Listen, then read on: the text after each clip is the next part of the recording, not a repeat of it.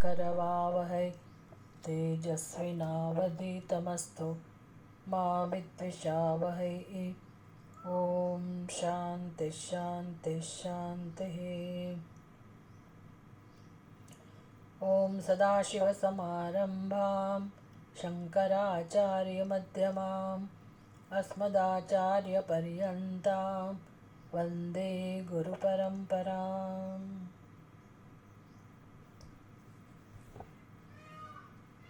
ब्रह्मसूत्र 138 134 पाનું।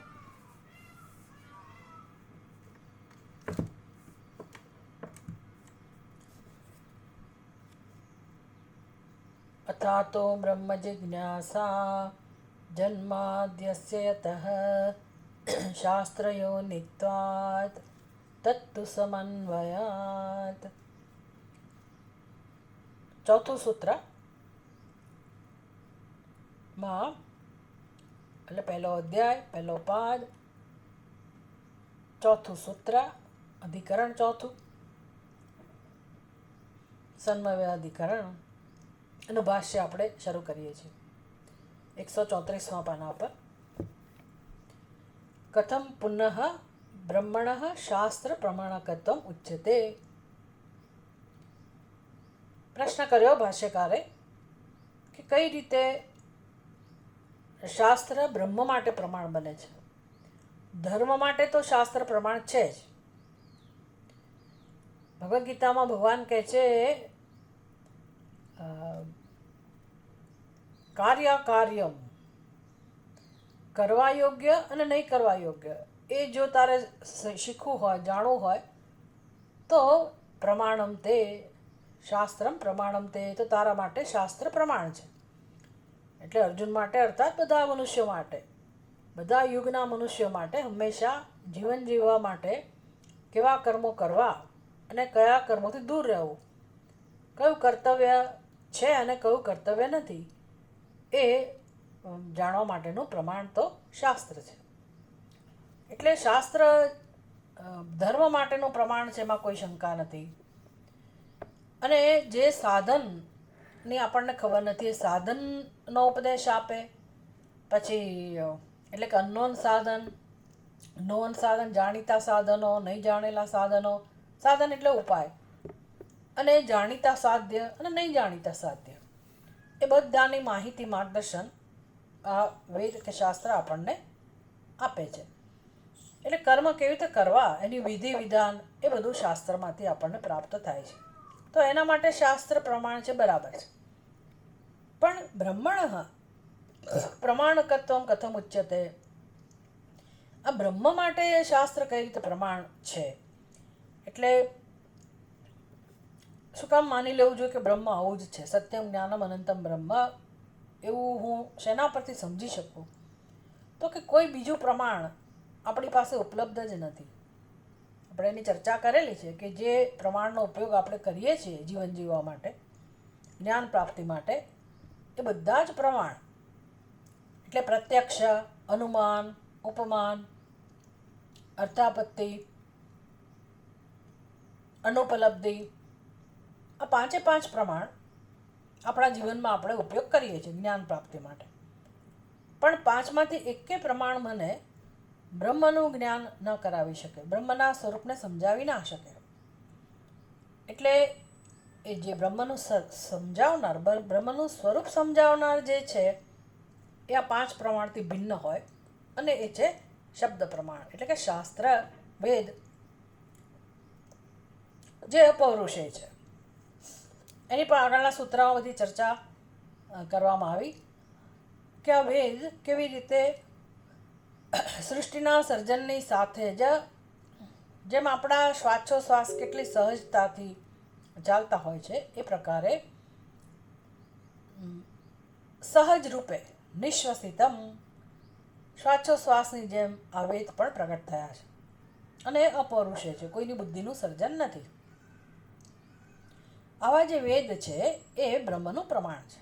શાસ્ત્ર યોનિત્વાત એ સમજાવ્યું સૂત્રમાં। એટલે હવે એની સંગતિ પ્રાપ્ત થાય છે। કથમ પુનઃ બ્રહ્મણ શાસ્ત્ર પ્રમાણકત્વમ ઉચ્યતે। ભાઈ આ બ્રહ્મને જાણવાનું કારણ શાસ્ત્ર બને છે, એનું પ્રમાણ બને છે. એ કેવી રીતે? કારણ કે શાસ્ત્રમાં તો શું કહું છે, ભાષ્યકાર પોતે જ એક પૂર્વ પક્ષ ઊભો કરે છે કે શાસ્ત્રમાં તો આવું સમજાયું છે. શું સમજાયું છે? યાવતા આમ્નાયસ્ય ક્રિયાર્થત્વાत् અનર્થક્યમ અતદર્થાનામ ઇતિ ક્રિયાપરત્વમ શાસ્ત્રસ્ય પ્રદર્શિતમ. ભાષ્યકાર કહે છે કે જુઓ, જૈમિની સૂત્ર તમે જુઓ, જે પૂર્વ મીમાંસા સમજાવનારા છે, એ બધા ઋષિમુનિઓનું શું કહેવું છે, એ શાસ્ત્રની વ્યાખ્યા શું કરે છે, શાસ્ત્ર વિશે એમનો શું અભિપ્રાય છે? તો કહે છે કે ક્રિયાપરત્વમ શાસ્ત્રસ્ય પ્રદર્શિતમ. શાસ્ત્રનું પ્રયોજન તો કર્મ કરવા એ જ છે. યાવત જીવે કુરુ કર્મ, જ્યાં સુધી જુઓ ત્યાં સુધી કર્મ કરો.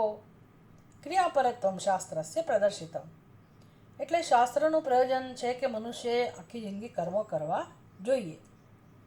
અને વેદમાં જો એવા વાક્યો મળતા હોય કે જેમાં કર્મનો આદેશ ના હોય, વિધિ વિધાન ના હોય, તો એ વાક્યનો અર્થ શું કરવાનો? તો કે અનર્થક્યમ તદર્થાનામ અતદર્થાનામ અનર્થક્યમ. જે વાક્યો કર્મનો ઉપદેશ નથી આપતા, કર્મ માટે કોઈ વિધિ નથી જણાવતા, માર્ગદર્શન નથી આપતા, એવા જે વાક્યો છે, ઘણા બધા વાક્યો છે એવા, તો એનું કોઈ બહુ મહત્વ નથી, એ ગૌણ છે. તો અનર્થક્યમ આમ્નાયસ્ય ક્રિયાર્થત્વાत्. આમ્ન એટલે શાસ્ત્ર, આગમ. આમ્નાયસ્ય ક્રિયાર્થત્વાत् બી એ તો કર્મનો અર્થ જ સમજાવનારા છે, વિધિ સમજાવનારા છે. માટે તદ અતદર્થાનામ, જેમાં કર્મનો બોધ નથી, એને કહે અતદર્થાનામ. એવા જે વાક્યો છે એને તમે મહત્વ ના આપો. અનર્થક્યમ એ કે મહત્વના નથી. આવું જૈમિની ઋષિનું કહેવું છે. ભાષ્યકાર આવું કહે છે કે ભાઈ શાસ્ત્ર તો શેના માટેનું પ્રમાણ છે?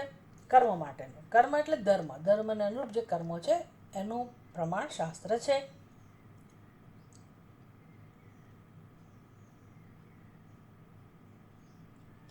અતઃ વેદાંતાનામ અનર્થક્યમ અક્રિયાર્થત્વાत् એટલે શું સાબિત થયું?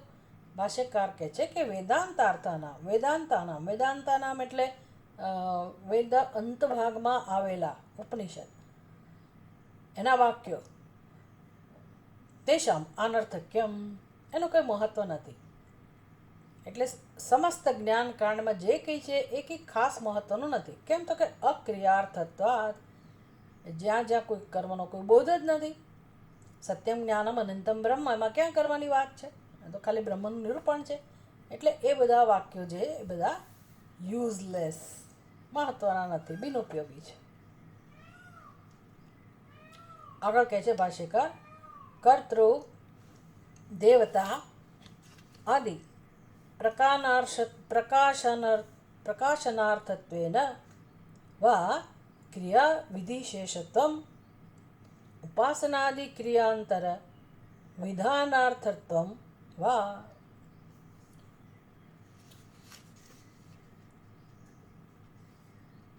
કર્તૃ દેવતા,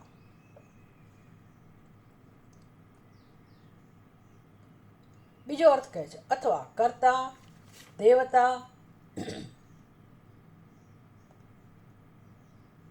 પ્રકાશનાર્થત્વેન, કર્તાનું સ્વરૂપ, દેવતાનું સ્વરૂપ, એ બધાને સમજાવવું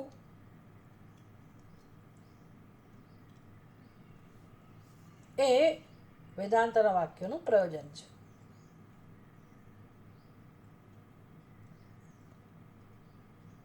માટે એ વાક્યોને તમારે ક્યાં ગોઠવવા જોઈએ? એ વાક્યનો શું ઉપયોગ કરવો જોઈએ? ક્રિયા વિધિ શેષત્વમ. કાં તો તમે એ વાક્યનો એવો અર્થ કરો કે આ ઉપનિષદના જે વાક્યો છે ને, આ બધું પૂર્વ મીમાંસક કર્મકાંડ વિશે જે ચિંતન કરનારા લોકો છે, જે સમજ ધરાવનારા લોકો છે, એ લોકોનો અભિપ્રાય છે, આ સિદ્ધાંત નથી.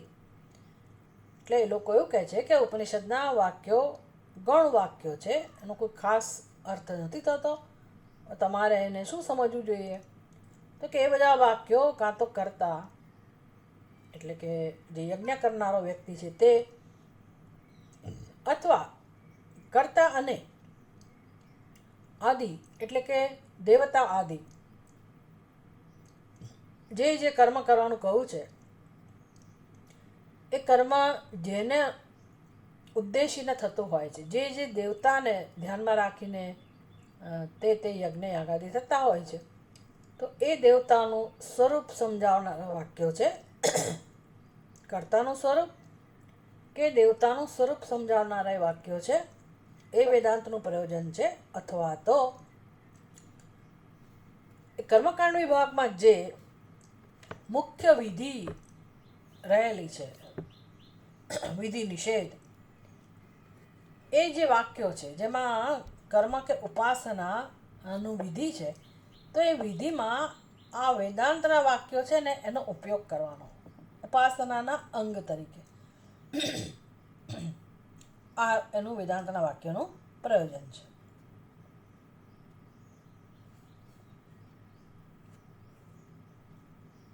અથવા ઉપાસનાદિ ક્રિયાંતર વિધાનાર્થત્વમ વા, વળી ત્રીજો અર્થ કર્યો, અથવા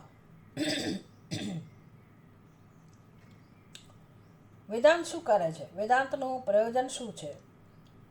તો કે ઉપાસના અને તે સિવાય જે કંઈ જરૂરી ક્રિયાઓ હોય એ બધાનો એને કહેવાય ઉપાસનાદિ ક્રિયાંતર.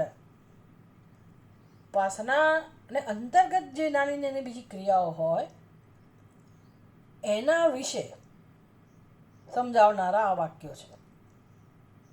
ઉપાસના આદિ અન્ય ક્રિયાઓનું વિધાન એ વેદાંતનું પ્રયોજન છે.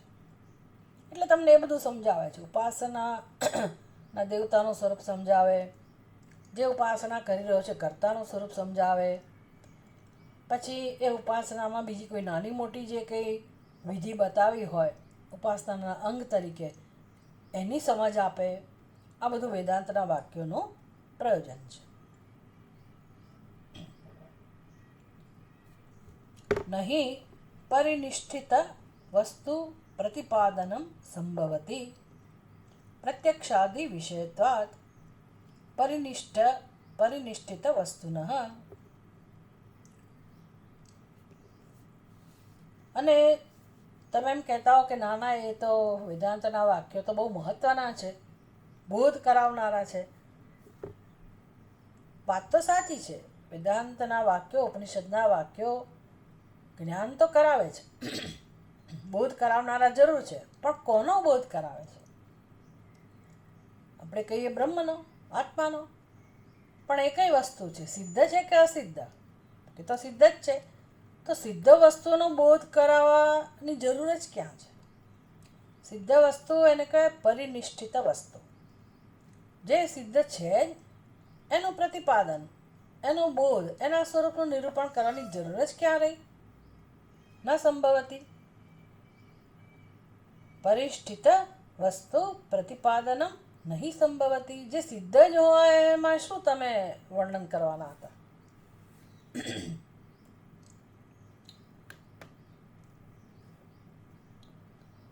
જેમ પેલી કહેવત છે ને, મરેલાને શું મારવાનો? જે માણસ પહેલેથી જ બિચારો સહાય છે, મૃતપ્રાય થયેલો છે, એને મારવાનું શું? મરેલાને મારવાનું શું પ્રયોજન છે?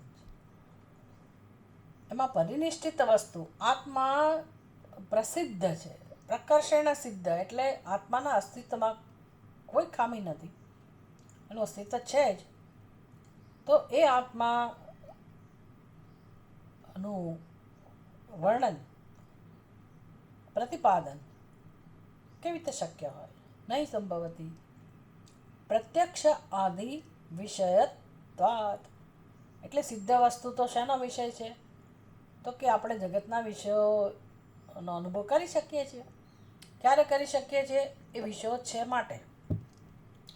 તો જે વિષયો છે એ તો હંમેશા જ્ઞાનેન્દ્રિયોથી આપણે એને અનુભવી જ શકીએ છીએ ને, એનું જ્ઞાન પ્રાપ્ત કરીએ જ છીએ. એમાં શાસ્ત્રની ક્યાં જરૂર પડે છે? શબ્દથી જાણી શકાય, એટલે કર્ણેન્દ્રિયથી જાણી શકાય, કારણ કે શબ્દ એનો ગુણ છે. શબ્દ કોનો ગુણ હોય? જે વિષય સિદ્ધ હોય એનો. સ્પર્શ એનો ગુણ હોય તો તમે ત્વગેન્દ્રિયથી એને જાણી શકો. રૂપ, દરેક સિદ્ધ વસ્તુ જે છે, વિષયો છે, એનું રૂપ છે, તો એનું જ્ઞાન પ્રાપ્ત કરીએ જ છીએ. એની જ્ઞાનની પ્રાપ્તિનું સાધન છે ચક્ષુ.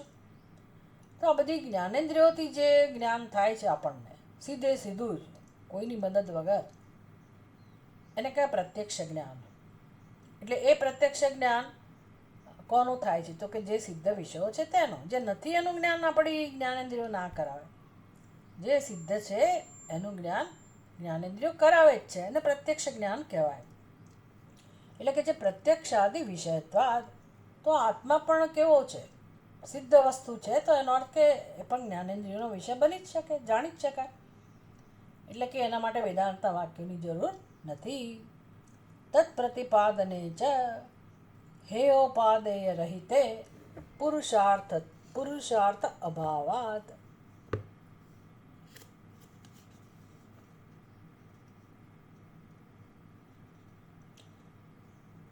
બીજું, તત્પ્રતિપાદને ચ એટલે વધુમાં કોઈ એનું પ્રતિપાદન કરે, એની બ્રહ્મની વાત કરે, આત્માના સ્વરૂપને સમજાવવાનો પ્રયત્ન કરે, તો પણ હેયોપાદેય રહિતે પ્રતિપાદને,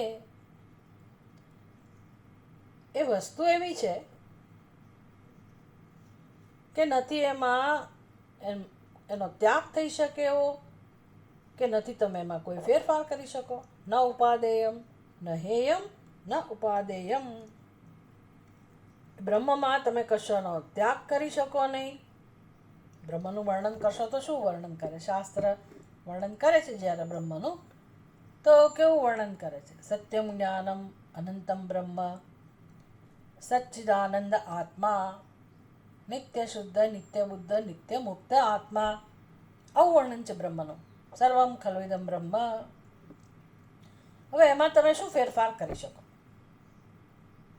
એમાં તમે કોઈ ફેરફાર ના કરી શકો. જે વસ્તુ સિદ્ધ હોય એમાં તમે કોઈ ફેરફાર ના કરી શકો, એનો ત્યાગ એ ના કરી શકો. આ વસ્તુ તેવી છે કે એનો ત્યાગ એ સંભવ નથી, અને એને ગ્રહણ કરવાની જરૂર નથી. આ બીજા વિષયોનું વર્ણન હોય તો કેવું હોય કે ભાઈ તમે વર્ણન કર્યું, પછી મને રસ પડે તો હું એ વિષયને પ્રાપ્ત કરવા પ્રયાસ કરું, અને મને ન ગમે તો એનાથી હું દૂર રહું. જો એ મારી પાસે હોય તો એનો હું ત્યાગ કરું. તો બ્રહ્મમાં તો આવું કંઈ સંભવ છે નહીં. નથી એનાથી, એ જ્ઞાનથી તમને કંઈ એને મેળવવાની ઈચ્છા થતી, એના વર્ણનથી કંઈ તમે નથી મેળવી શકો એવી સ્થિતિમાં નથી, અને ના તો એનો તમે ત્યાગ કરી શકો એવી સ્થિતિમાં નથી. તો પછી એમાં કોઈ પુરુષાર્થ તો રહ્યો જ નહીં ને. તત્વમસી એવું કહું તો હવે હું જે છું તે છું. હા, ન સમજાય જુદી વાત છે, પણ હું એમ ના કહી શકું કે હું બ્રહ્મ નથી. હું એવું કહી શકું મને સમજાતું નથી કે હું બ્રહ્મ છું. પણ શ્રુતિ જે આ નિરૂપણ કરે છે બ્રહ્મનું, જેમ ભગવાન કહે છે વિભૂતિ યોગની અંદર, અહમ આત્મા ગુડાકેશ સર્વ ભૂતાંતર સ્થિત હૃદય અર્જુન અહમ તિષ્ઠામી. ભગવાન કહે છે, શાસ્ત્ર પણ આ કહે છે, તો હવે હું એવું એનો તિરસ્કાર ના કરી શકું.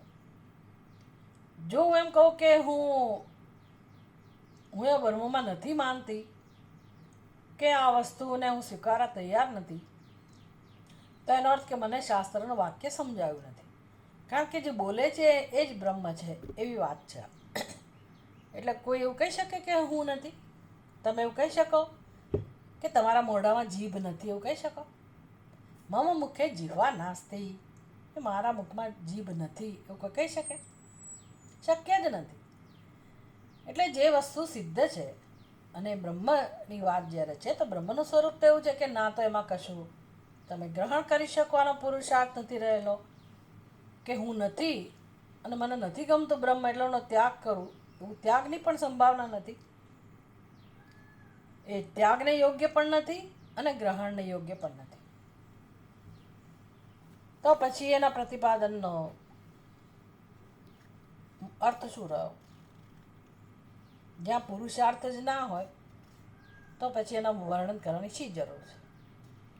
વેદના કર્મકાંડ વિભાગમાં તો જુઓ, જે બધી વસ્તુઓનું નિરૂપણ છે એમાં માણસને જે મળે છે એને લાભદાયક છે, એના હિતમાં છે, એને જેમાં રસ છે એ પુરુષાર્થ કરીને મેળવે છે માણસ. અને જેને નથી ગમતો એનાથી દૂર રહે છે. એ કર્મથી, વિધિથી, ઉપાસનાથી એ વસ્તુને દૂર કરે છે. આ બધું શક્ય છે.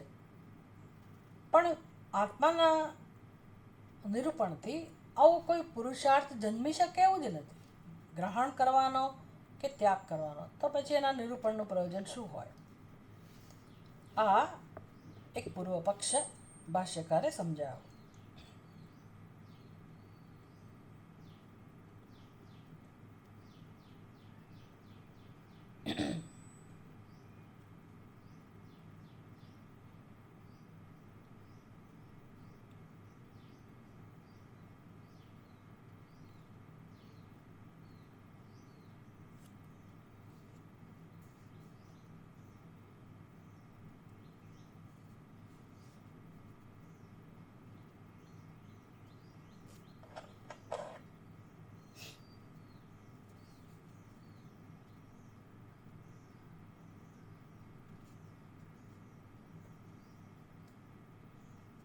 રત્નપ્રભા જે છે ને, એ રત્નપ્રભા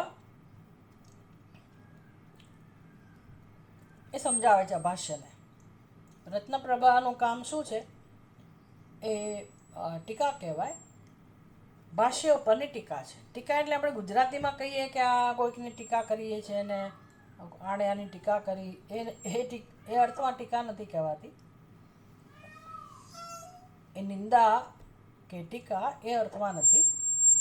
ટીકા ટિપ્પણી શબ્દ તમે સાંભળ્યો હશે. જેમાં નીચે ફૂટનોટ હોય ને એને ટિપ્પણી કહેવાય. તો ભાષ્યની સમજ, શંકરાચાર્યજીએ તો ભાષ્ય કહી દીધું. શંકરાચાર્યનું ભાષ્ય અત્યંત સરળ જણાય આપણને, છે સરળ, પણ એની ડેપ્થ બહુ જ છે. એટલે એટલા બધા ઊંડાણપૂર્વક વિચાર કરીને એ વસ્તુને એવી સરસ રીતે શંકરાચાર્યજી મૂકતા હોય છે. હવે એમનું જે ગાંભીર્ય છે એ સમજવાનું સામર્થ્ય બધામાં ના હોય. એ વિદ્વાનો સમજી શકે અને શુદ્ધ ચિત્તના લોકો હોય, જેની બુદ્ધિ એવી શુદ્ધ બની હોય, સૂક્ષ્મ બની હોય, એ એનો આનંદ લઈ શકે. એટલે બીજા ટીકાકારો શું કરે, વિદ્વાનો શું કરે? એ ભાષ્યને સમજાવે.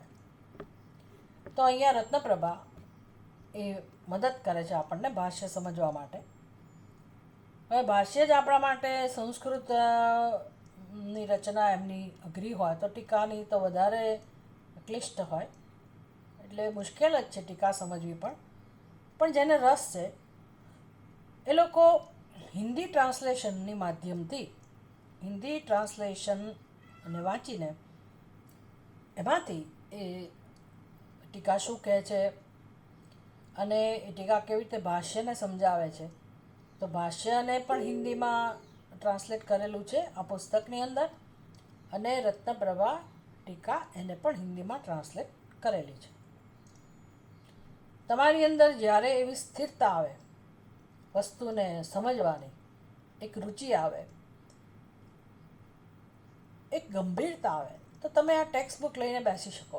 અધરવાઇઝ ઠીક છે, અત્યારે હું તમને જબરજસ્તી કહું કે તમારી સામે હોવી જોઈએ, પણ કેમ સમજવું એના માટે થોડી ગંભીરતા જોઈએ.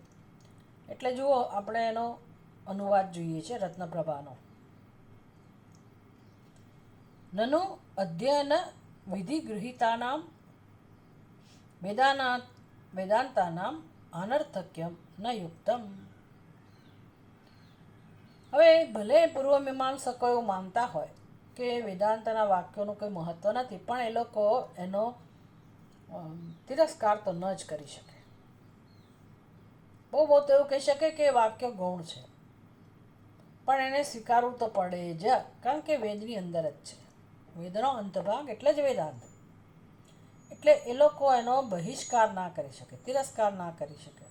એટલે એમણે એમનું અર્થઘટન જે પણ હોય એ એણે સમજાવવું જોઈએ.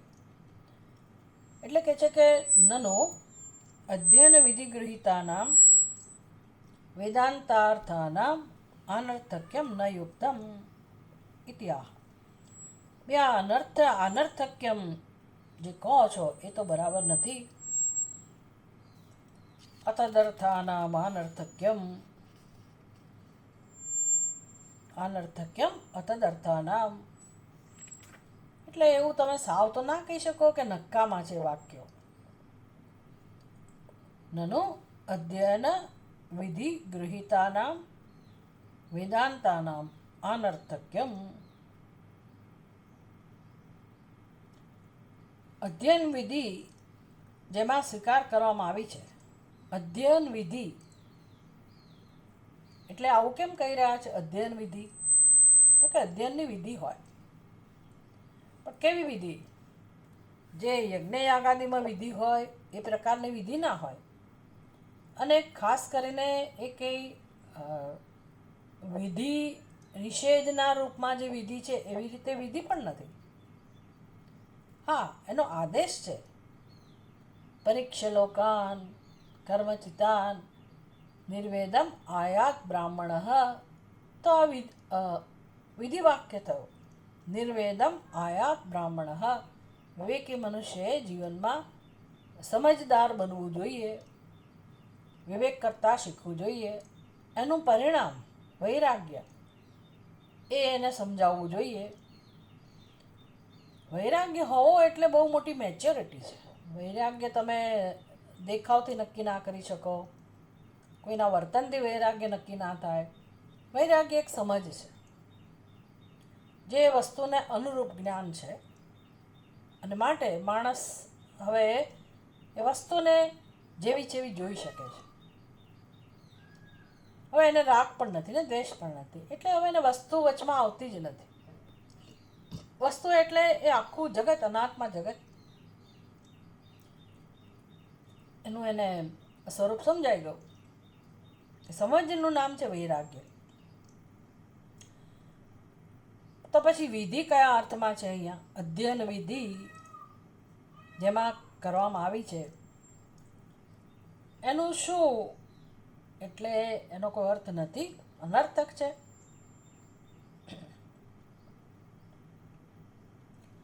તમે એ બધી વિધિનો અર્થ તમે અધ્યયન જ કહો છો. એટલે કે પરીક્ષા લોકાન કર્મચિતાન, કર્મચિતાન લોકાન પરીક્ષા. પરીક્ષા એટલે આફ્ટર હેવિંગ ડન,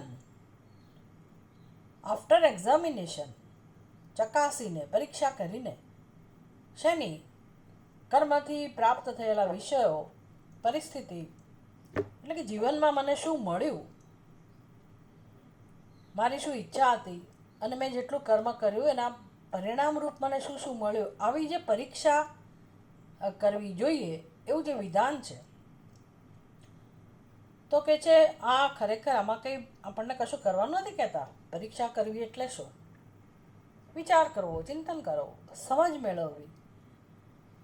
આત્માવારે દ્રષ્ટવ્ય વિધિ થઈ, આત્માનું દર્શન કરવું જોઈએ. આત્માવારે શ્રોતવ્ય વિધિ વાક્ય થયું. પણ એ બધા વિધિ વાક્યો એટલે કેવા? અધ્યયન, અધ્યયન માટેના, અધ્યયન વિધિ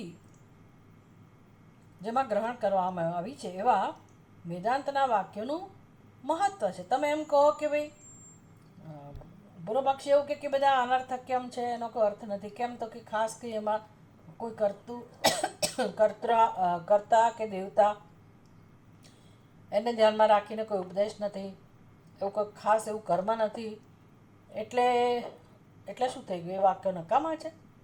મીમાંસકો આવું કહે છે કે એ બધા નકામા છે, બહુ એનું મહત્ત્વ નથી. એવું તો ના કહી શકો તમે. એટલે કહે છે કે પછી એ જવાબ આપે છે કે હા હા બરાબર છે, અમે વેદાંતના વાક્યો છે એની અનર્થકતા અમે સિદ્ધ નથી કરતા, પરંતુ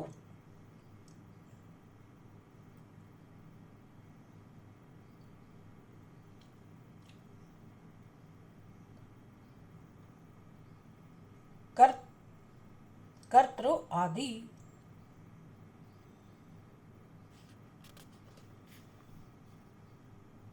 કર્તૃ દેવતા આદિ પ્રકાશનાર્થત્વેન વા ક્રિયાવિધિ શેષત્વમ. એટલે એ વાક્યનો અર્થ અમે એવો કરીએ છીએ, મીમાંસકો કહે છે કે એવો કરીએ છીએ કે ભાઈ આ બધા જે વાક્યો છે એ વાક્યો સાવ જ નકામા છે એવું નહીં, પરંતુ એ બધા વાક્યો કર્તૃ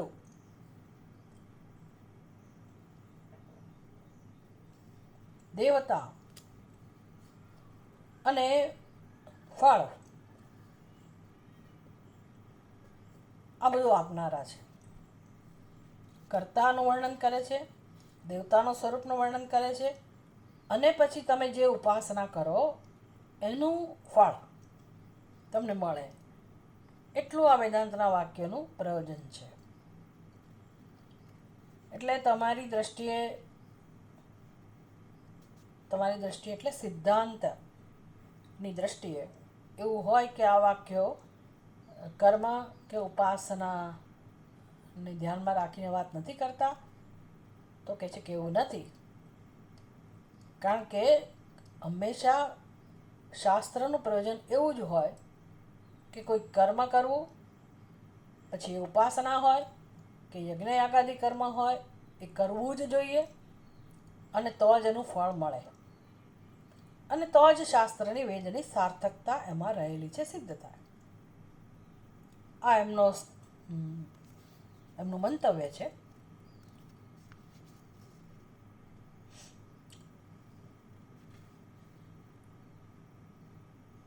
ન વયમ વેદાંતાનામ અનર્થક્યમ સાધયામઃ કિંતુ લોકે સિદ્ધસ્ય માનાંતરવેદ્યત્વાत् નિષ્ફલત્વાत् ચ સિદ્ધ બ્રહ્મ પરત્વે તેષાં માનાંતર સાપેક્ષત્વ નિષ્ફલત્વયોઃ પ્રસંગાत् અપ્રામાણ્ય આપાતાत् કાર્યશેષ કર્તૃ દેવતા ફલાનાં પ્રકાશન દ્વારા કાર્યપરત્વમ વક્તવ્યમ ઇતિ બ્રૂમઃ.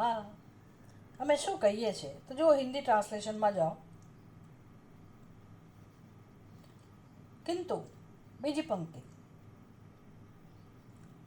પહેલી પંક્તિમાં શું કહ્યું, પહેલી લાઈન રત્નપ્રભા કા અનુવાદ જે લખ્યું છે ને એમાં शुरुआत ક્યાંથી થઈ, अध्ययन विधि में ग्रहण किए हुए वेदांत अनर्थक है, यह बात ठीक नहीं है, इसलिए कहते हैं. પોતે જ કહે છે કે ભાઈ આ વેદાંતના વાક્યો છે જે અધ્યયન વિધિની જ વાત કરે છે માત્ર, અને માટે અનર્થક છે. એટલે કે એમાં ક્રિયા કે ઉપાસના નું મહત્વ નથી, એવી કોઈ વિધિ નથી બતાવતા, એટલે એ વાક્ય સાવ નકામા છે કહેવું તો બરાબર નથી. તો પછી એનો શું અર્થ કરવાનો, તો કે છે હમ વેદાંત કી અનર્થકતા સિદ્ધ નહીં કરતે. ભાઈ અમારું પ્રયોજન વેદાંત નકામું છે એવું નથી, તો શું છે, किंतु लोक में सिद्ध वस्तु अन्य प्रमाण से जानी जा सकती है और निष्फल है. તો કે સમાજની અંદર, જગતમાં, લોકમાં અર્થાત જગતમાં જે કંઈ વસ્તુ સિદ્ધ છે એ લોકો જાણી જ લે ને પોતાની રીતે. એટલે શાસ્ત્ર એનું વર્ણન કરે તો એનું કોઈ મહત્વ નથી, એનું કોઈ ફળ શું છે. શાસ્ત્ર કોને કહેવાય, જે શાસ્ત્રના લક્ષણો છે, અનધિગતત્વમ, જે સામાન્ય પ્રમાણથી જાણી ના શકાય એવો જ એનો વિષય હોય શાસ્ત્રનો હંમેશા. જેમ કે સ્વર્ગ વગેરે, તો તમે સ્વર્ગ વગેરે કે કોઈ પ્રમાણથી જાણી ના શકો, એ સિદ્ધ વસ્તુ હોય તો આપણે આપણી રીતે ન જ જાણી શકીએ. એટલે શાસ્ત્ર માટે કયો વિષય, તો શાસ્ત્રનો વિષય સ્વર્ગ હોય, પણ આપણા માટે કયો વિષય, તો કે અન્ય પ્રમાણથી જેને જાણી શકાતું નથી. હવે આ બ્રહ્મ તો પ્રસિદ્ધ વસ્તુ છે, જ્યારે એવું વર્ણન છે બ્રહ્મનું, બ્રહ્મ પ્રસિદ્ધ વસ્તુ જ હોય તો શાસ્ત્ર શું કામ એના વિશે વર્ણન કરે? એ શાસ્ત્રનો વિષય કેવી રીતે બને? શાસ્ત્રની જરૂર નથી, લોકો પોતાની રીતે જાણી જ લેવાના છે બીજા પ્રમાણથી. એટલે જણાવો તો પણ કોઈનું ફળ મળવાનું નથી. શાસ્ત્ર એનું વર્ણન કરે તો પણ નિષ્ફળ છે. આ તદ્દન સાચી વાત છે, તદ્દન સાચી વાત છે. અને છતાંય શાસ્ત્ર વર્ણન કરે છે, બતાવો બ્રહ્મનું, સિદ્ધ વસ્તુનું.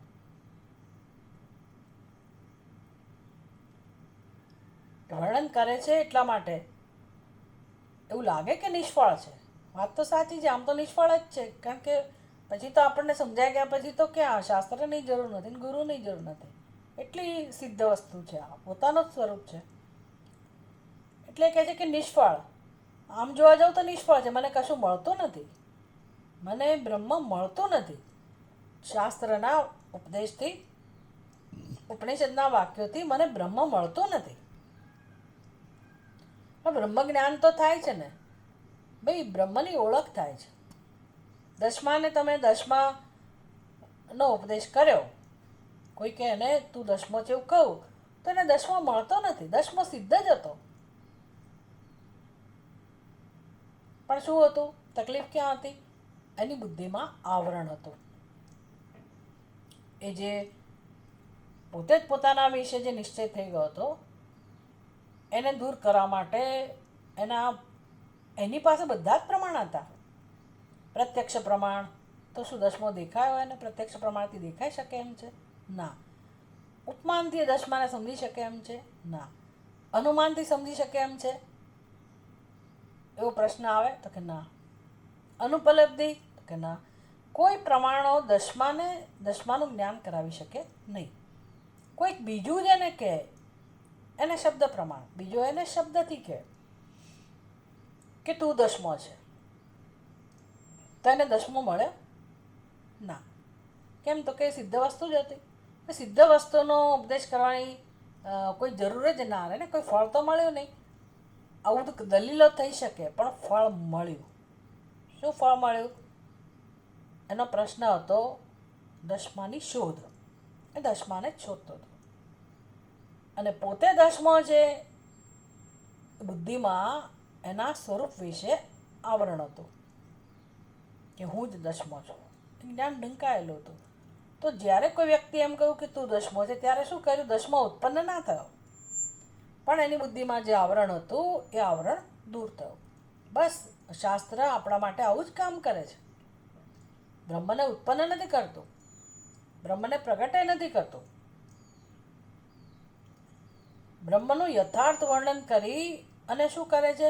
મારી બુદ્ધિમાં જે આવરણ છે, ખોટા ખ્યાલ છે બ્રહ્મ વિશેના, આત્મા વિશેના, એની નિવૃત્તિ શાસ્ત્ર કરે છે. આ મહાન ફળ થયું. પણ આ ક્રિયામાં જે નિષ્ઠ લોકો હોય, કર્મનિષ્ઠ લોકો, કર્મઠ લોકો, એમને આની સાથે કોઈ સંબંધ નથી. એટલે એમના મોક્ષની કલ્પના પણ જુદી છે. પણ દલીલ આ છે,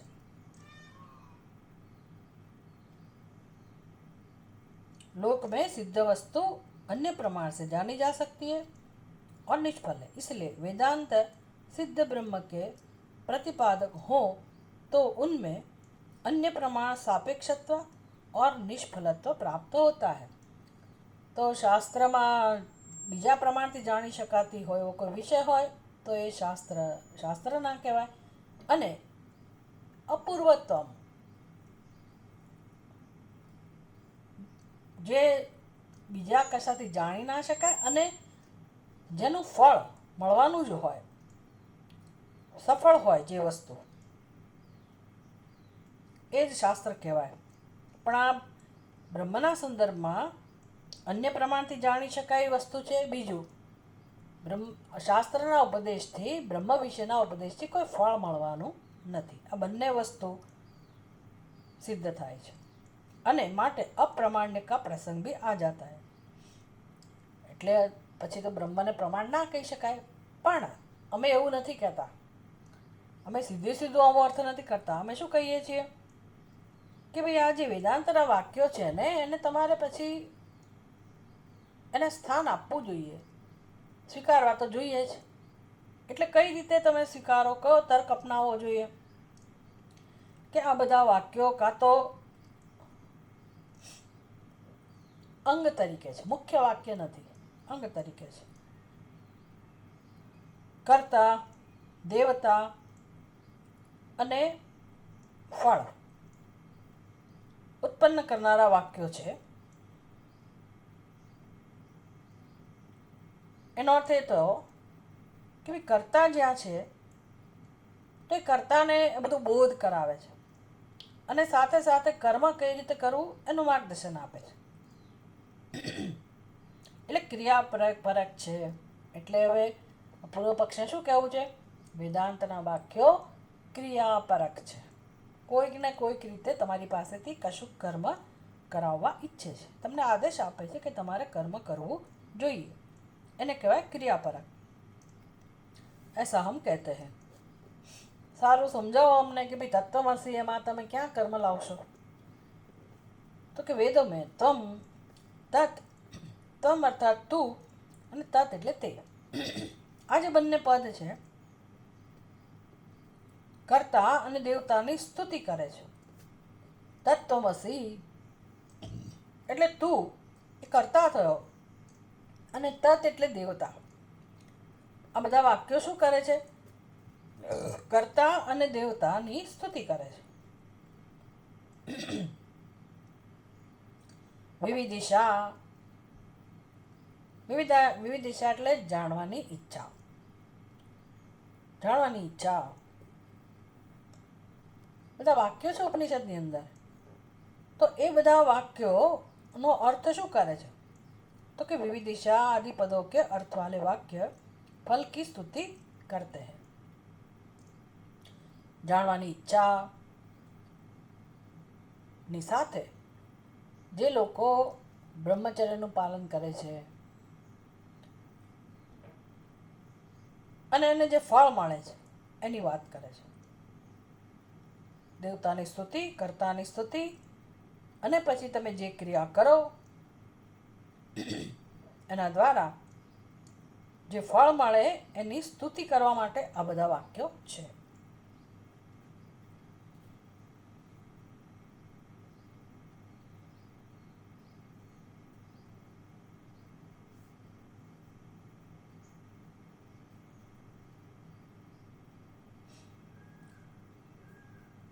परंतु कर्म विशेष का आरंभ किए बिना अन्य प्रकरण में पठित वेदांत कर्म के अंग कैसे हो, क्योंकि उस विषय में कोई प्रमाण नहीं है. इस प्रकार इस पक्ष में अपनी अरुचि दिखाकर भाष्यकार दूसरा पक्ष कहते हैं.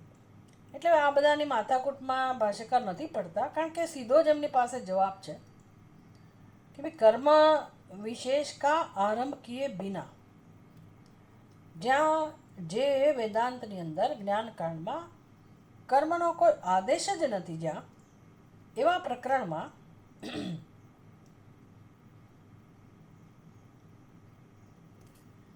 अन्य प्रकरणों में पठित वेदांत कर्म के अंग कैसे हो.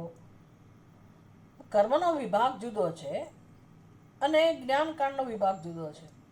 જ્ઞાનકાંડમાં કોઈ કર્મના આદેશની શરૂઆત નથી અને પછી એવા જ્ઞાનકાંડમાં ઉપનિષદના વાક્યોમાં જે વેદાંતની અંદર જે વાક્યો છે, ઉપનિષદના જે વાક્યો છે જે બીજા પ્રકરણમાં છે, એનો ઉપયોગ તમે જે કર્મકાંડમાં કર્મનો આદેશ છે, વિધિ છે, એનો ઉપયોગ અહીંયા કઈ રીતે કરો? જો કર્મ હોય તો વેદાંતની અંદર જ હોવું જોઈએ, ઉપનિષદની અંદર જ કહેવાવું જોઈએ, વિધિ વિધાનની વાત થવી જોઈએ. એવું તો કંઈ છે નહીં, ત્યાં સીધે બ્રહ્મના જ નિરૂપણની વાત છે. એતેન વિજ્ઞાનેન સર્વં વિજ્ઞાતં ભવતિ ઇતિ ઓમકારે તત્ સર્વમ. ઉપનિષદ આવી રીતે શરૂઆત કરે છે. એમાં ક્યાં કર્મ કે વિધિની તો કોઈ શરૂઆત જ નથી, કોઈ ઉલ્લેખ જ નથી. અને તમે એમ કહો છો કે ના ના, આ વાક્યો એ કર્મનું અંગ છે. કર્મ છેક પહેલા પ્રકરણમાં છે, અહીંથી ઉઠાવીને તમે એને ત્યાં લઈ જાઓ, આવી કોઈ સંગતિ અને કોઈ સંબંધ જ નથી. એટલે આવી મૂર્ખતાભરી દલીલનો જવાબ જાણે કે ભાષ્યકાર આપવા જ નથી ઈચ્છતા. બહુ સ્પષ્ટ વસ્તુ છે એટલા માટે.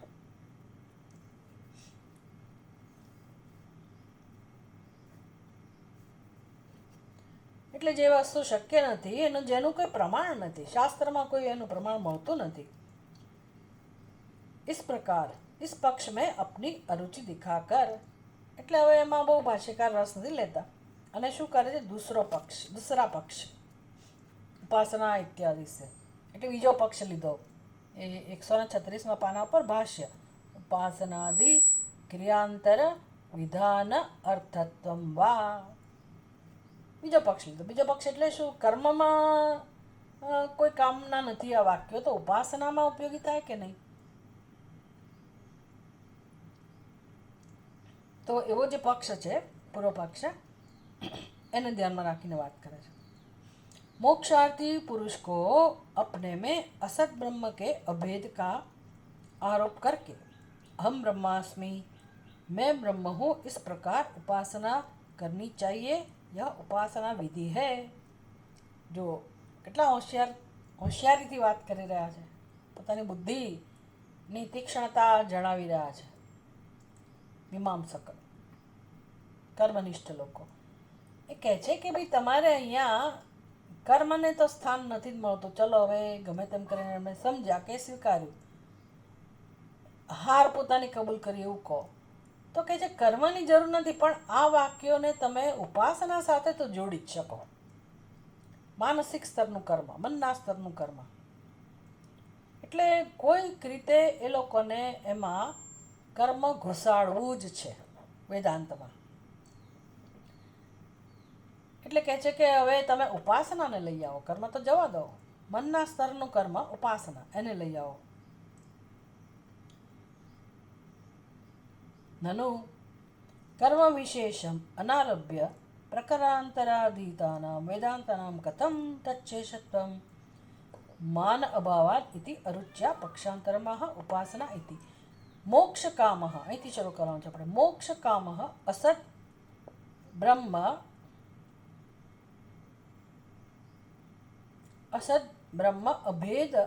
અભેદમ આરોપ્ય અહમ બ્રહ્માસ્મિ ઇતિ ઉપાસિત.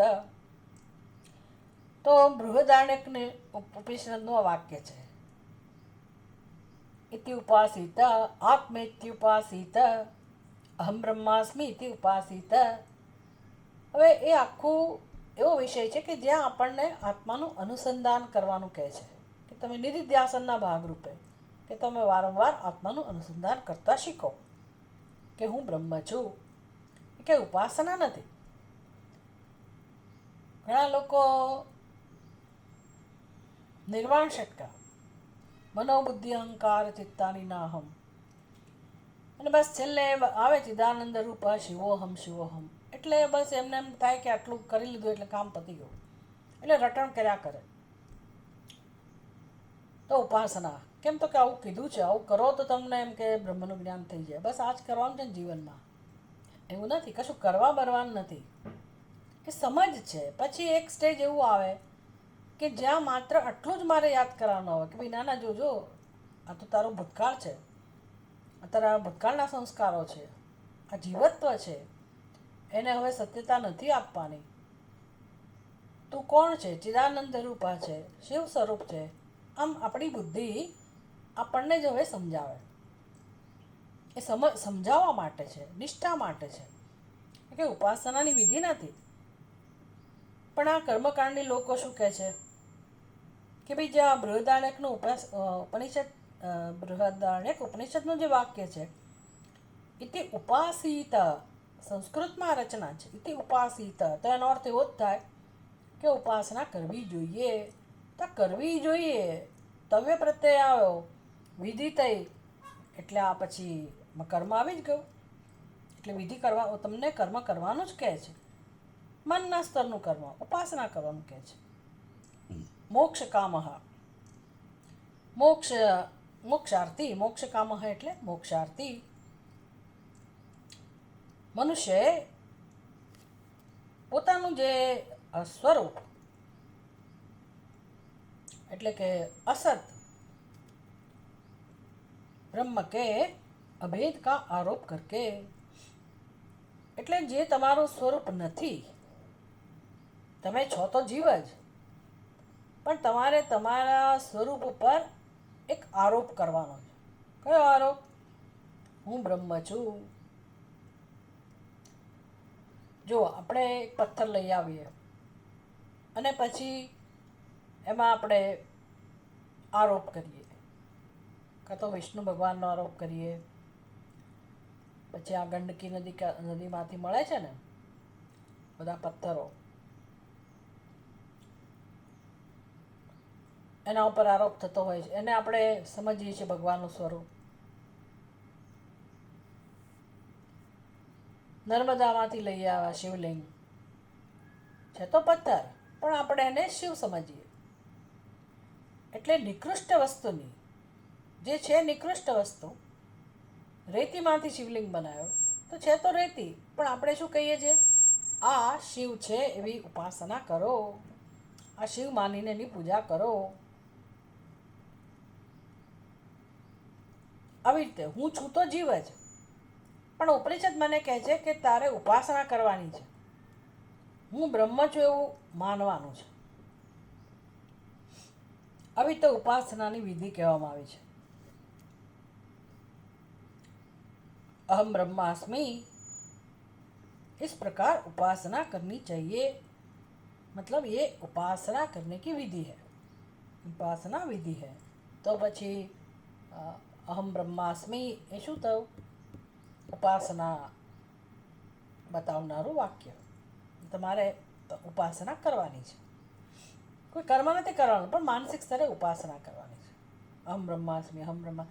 બહુ લોકો ગોથા ખાય છે જગતમાં, બોલ્યા કરે અહમ બ્રહ્માસ્મિ, અહમ બ્રહ્માસ્મિ. ઉપનિષદના આ વાક્યનું તાત્પર્ય આવું છે જ નહીં ભાઈ. હા, ઉપનિષદ એટલે માત્ર જ્ઞાન, માત્ર સમજ માટેની તૈયારી આપણી હોવી જોઈએ. જ્યાં કશું કરવાનું નથી, સમજવાનું જ છે કે હા સત્ય એક જ હોય, કોઈનું પણ સત્ય એક જ હોય. સત્યમ જ્ઞાનમ અનંતમ, એ જ એકમાત્ર સત્ય હોય. એટલે એ સમજ આવશે તો પછી જીવત્વના સંસ્કાર જશે. પછી કોણે ઉપાસના કરવાની?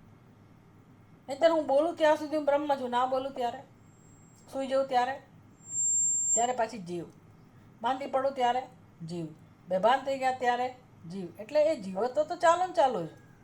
એટલે બધો આધાર કોના ઉપર રહ્યો? મારા ખાલી બોલવા ઉપર. બોલનારો જ કોઈ ના રહ્યો કે કોઈ સંભળાવનારું ના રહ્યું. એટલે આ મારી બુદ્ધિમાં જે હું જીવ છું એ તો અકબંધ જ છે. જીવત્વ કોને કહેવાય એ સમજ્યા નથી, ખોટા ખ્યાલ છોડ્યા નથી, અને હું બ્રહ્મ છું, હું બ્રહ્મ છું કયા કરું? આવું સમજાવનારા લોકો છે જગતમાં. અને જેને આ વેદાંતનું અધ્યયન નથી કરવું એ લોકો એને ફોલો કરનારા પણ છે. એટલે શું, કઈ વસ્તુ કેવી રીતે સમજવી એ જવાબદારી છે વ્યક્તિની પોતાની. मोक्षार्थी इस प्रकार उपासना करनी चाहिए, यह उपासना विधि है. आदि शब्द से श्रवण आदि विधि का ग्रहण करना चाहिए. तात्पर्य है कि वेदांत उपासना आदि कार्य परक है ऐसा कहना चाहिए. આ પૂર્વ પક્ષ થયો. શું था એમણે તાત્પર્ય સિદ્ધ કર્યું? પ્રત્યક્ષાદિ વિષયત્વાત. ઓકે,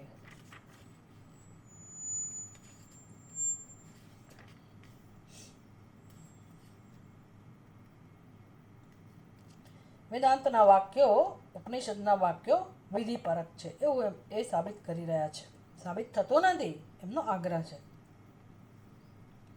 તો એવી જ રીતે શ્રવણાદિ વિધિ પણ તમારે સમજવી જોઈએ. આદિ શબ્દથી શું સમજવાનું? તો ઇતિ ઉપાસિત, અહમ બ્રહ્માસ્મિ ઇતિ ઉપાસિત, और जो कहूँ तो आदि शब्दથી શું તો કે આત્માવારે દ્રષ્ટવ્ય શ્રોતવ્ય એ બધામાં તમારે વિધિ જ સમજવાની અને ઉપાસનાની વિધિ જ કહેવાની. બધું विधि છે, विधि विधान છે. तात्पर्य है कि वेदांत उपासनादि कार्य परक है ऐसा कहना चाहिए, परंतु श्रुति प्रतिपादित ब्रह्म को छोड़कर श्रुति से अप्रतिपादित कार्य परत्व क्यों कहा जाए. શંકરાચાર્યજીઓ સમજાવે છે કે ભાઈ વેદાંત કાર્ય પર છે એવું વેદાંતમાં પ્રતિપાદન નથી. જ્યાં કોઈ કાર્યની વાત જ નથી, કોઈ ક્રિયાની વિધિની વાત જ નથી આવતી એવા વેદાંત વાક્યોમાં. એટલે કયા વાક્યો? શ્રુતિ प्रतिपादित ब्रह्म को छोड़कर. છેલ્લું હું વાંચું છું हिंदी ट्रांसलेशन. परंतु श्रुति प्रतिपादित ब्रह्म को छोड़कर श्रुति से अप्रतिपादित कार्य परत्व क्यों कहा जाए. એટલે હવે જ્યારે વેદાંતના વાક્યો બ્રહ્મનું નિરૂપણ કરે છે તો એ છોડીને તમે એ વાક્યો કર્મને જ સમજાવનારા છે એવું શું કામ સ્વીકાર કરવો જોઈએ? કેવી રીતે કહી શકાય એ બધું કે વાક્યો કાર્ય પરત જ છે? એની શંકા એ પ્રશ્નના ઉત્તરમાં કહે છે નહીં પરિનિષ્ઠિત વસ્તુ પ્રતિપાદનમ સંભવતી. આપણે જ્યારે પૂછીએ ને કે ભાઈ તમે કેમ એવો આગ્રહ રાખો છો કે જ્યાં બ્રહ્મનું નિરૂપણ થાય છે શ્રુતિના વાક્યો દ્વારા અને જ્યાં કર્મનો ઉલ્લેખ છે જ નહીં, તો શું કામ તમે એને એ વાક્યોને કર્મમાં લઈ જાઓ છો કે ઉપાસનામાં લઈ જાઓ છો? અને અમે શું કામ એવું સ્વીકારીએ? તો કે જુઓ તમને સમજાવીએ. પૂર્વ પક્ષી હજી કહે છે કે તમને સમજાવીએ. શું સમજાવીએ? નહીં પરિનિષ્ઠિત વસ્તુ પ્રતિપાદનમ સંભવતી इत्यादि. परितः समन्तात् निश्चयेन स्थितं परिष्ठितं परिनिष्ठितं. જે વસ્તુ નિશ્ચયપૂર્વક સ્પષ્ટ રીતે જેનું જ્ઞાન છે જ, જે છે જ, પરિનિષ્ઠિતમ સિદ્ધ થયેલી વસ્તુ છે, કૃતિ અનપેક્ષમ સિદ્ધમ ઇતિ યાવત, હવે કંઈ કરવાની જરૂર જ નથી એવી જે વસ્તુ છે, તસ્ય પ્રતિપાદનમ અજ્ઞાતસ્ય વેદેન જ્ઞાપનમ તત ન સંભવતી. હવે જે વસ્તુ સિદ્ધ જ છે એને જણાવવાની શી જરૂર છે? सब ओर से निश्चय से रहा हुआ परिनिष्ठित है, अर्थात जिसको क्रिया की अपेक्षा नहीं है, अर्थात सिद्ध वस्तु उस अज्ञात का वेद से ज्ञान कराना संभव नहीं है, क्योंकि दूसरे प्रमाणों से ज्ञातव्य अर्थ में संवाद होने पर વાક્ય અનુવાદક હોતા હૈ. ઘણી બધી વસ્તુઓ સિદ્ધ હોય પણ આપણને એનું જ્ઞાન ના હોય તો શું આપણે કંઈ શાસ્ત્ર પાસે જઈએ છીએ? લોકોને પૂછી જ લઈએ છીએ ને કે ભાઈ માર્કેટમાં નવી વસ્તુ આવી છે, શું છે? વોટ્સએપમાં જોયું હોય, કોઈ નવા પ્રકારનું ફળ આવ્યું હોય માર્કેટમાં, કોઈ નવો પદાર્થ, કશું પણ, તો આપણે શું કરીએ? વેદમાં જઈએ છીએ, બીજેથી જાણી જ લઈએ છીએ ને. આપણા માટે અજ્ઞાત હતું, વસ્તુ સિદ્ધ છે, હવે એમાં એને કંઈ સુધારો વધારો કરવાની જરૂર નથી, વસ્તુ વિષય સ્પષ્ટ છે. પણ મને ખબર નથી તોય શું મારે કંઈ શાસ્ત્ર પાસે જવાની જરૂર છે? હું બીજેથી જાણી જ લઉં છું. એટલે કહે છે કે એના માટે કંઈ શાસ્ત્રની જરૂર ના હોય. दूसरे प्रमाणों से ज्ञातव्य अर्थ में संवाद होने पर वाक्य अनुवादक होता है. એટલે તો પછી શાસ્ત્ર ખાલી માત્ર અનુવાદ કરે છે એવું કહેવાય. શાસ્ત્રમાં હોય તોય શું અનુવાદ કરે છે, જરૂર નથી શાસ્ત્ર કહે તો જ મને ખબર પડે. દાખલા તરીકે અગ્નિ હિમસ્ય, પછી આગળ એની તમારે શોધવું પડે કે આખું વાક્ય શું છે. અગ્નિ હિમસ્ય ભેષજમ એ ઉપર રત્નપ્રભામાં છે. માનાંતર યોગ્યત્વે અર્થે વાક્ય સે સંવાદે સતી અનુવાદકત્વાत्. ઓકે, અગ્નિ હિમસ્ય ભેષજમ ઇતિ વાક્યવદ લાઈક વોટ? જેમ કે અગ્નિ એ શિયાળાનું ઔષધ છે. અગ્નિ ઠંડી દૂર કરવાનો ઉપાય છે. આ એક વાક્ય છે.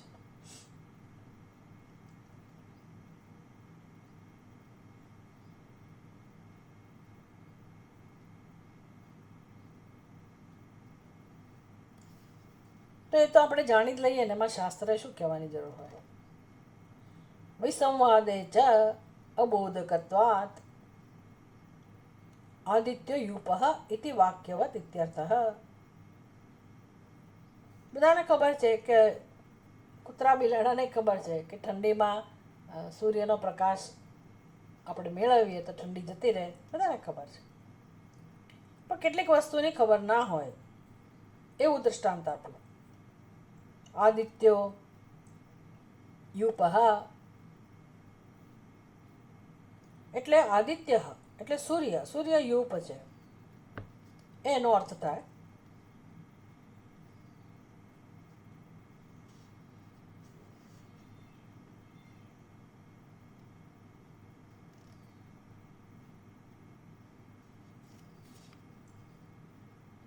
હવે એ વાક્ય શેને ધ્યાનમાં રાખીને છે? आदित्यो यूपः सिद्ध पदार्थ वेदार्थ नहीं है, क्योंकि दूसरे प्रमाण के योग्य है, घट के समान.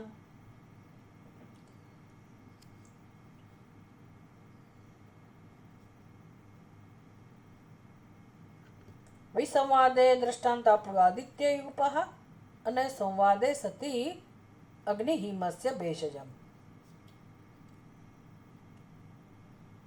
સંવાદ અને વિસંવાદ એ બંનેને ધ્યાનમાં રાખીને વેદની અંદર આ દ્રષ્ટાંત આપ્યા.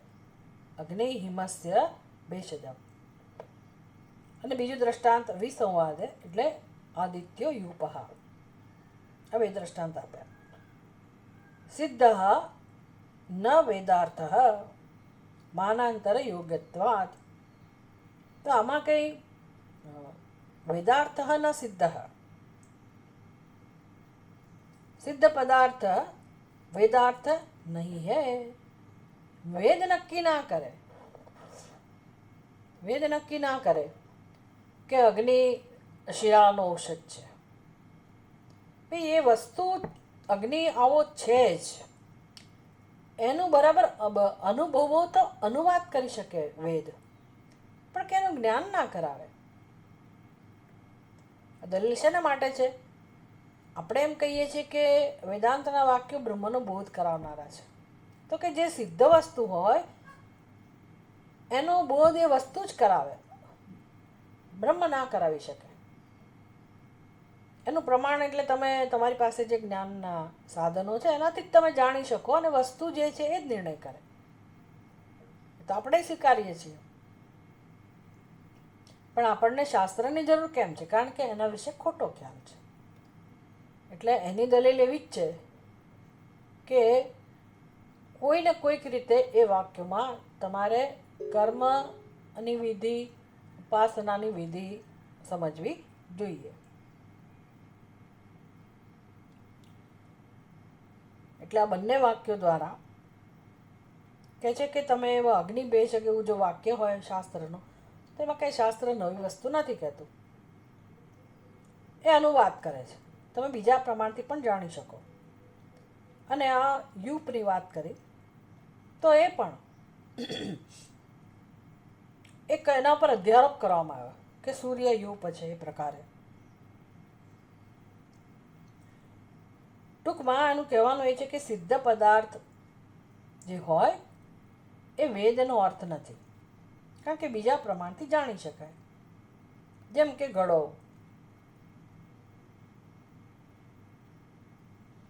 પછી એનું જ્ઞાન ધારો કે વેદ કરાવે તો નિષ્ફળ છે. અગ્નિ શિયાળાની દવા છે કે ઠંડી દૂર કરવાનો સાધન છે, તો એમાં કંઈ વેદ નવું કશું નથી કહેતું, એ કહેવાનું કોઈ ફળ નથી. તમે બીજી રીતે જાણી જ શકો, એટલે એને વેદાર્થ ના કહેવાય. પછી એ વસ્તુ દ્વારા આ દલીલ દ્વારા એ તત્વમસી તત્પદનું તાત્પર્ય ત્વમ પદનું તાત્પર્ય એ બધું એની રીતે અર્થઘટન કરીને આગળ ચર્ચા કરે છે. હવે આપણે બીજા ક્લાસમાં એ ચર્ચા કરવી પડશે.